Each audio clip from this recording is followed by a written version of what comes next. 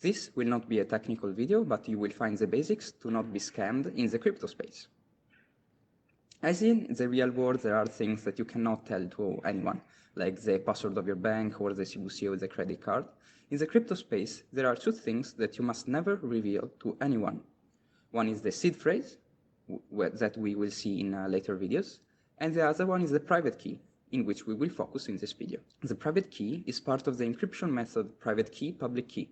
This was developed in 1970 and is still widely used like everywhere, from signing PDF files in Adobe Acrobat to storing our password safely in the giant techs like Apple, Microsoft, and etc. This was created to solve a specific problem. So in the physical world, to verify a document, you need to sign it, and then other people will check the signature, see if correspond is similar to the past signatures, and then the document is verified. However, in the digital world, it's very simple to just copy and paste something. So such a method is not possible. That's why they invented a way to sign a document without showing the signature. I'll explain it very simply. So let's say that you have a password, which from now on, it will be called private key.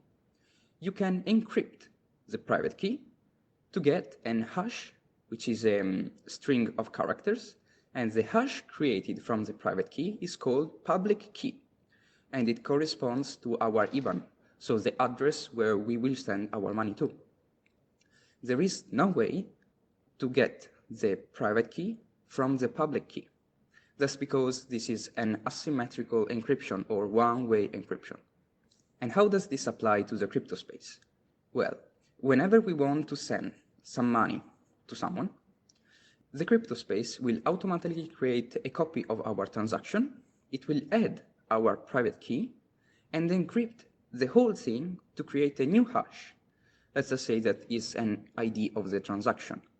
Then everyone in the public can associate our new hash we created from the transaction plus private key with our public key, and all they can see if actually they are related or not.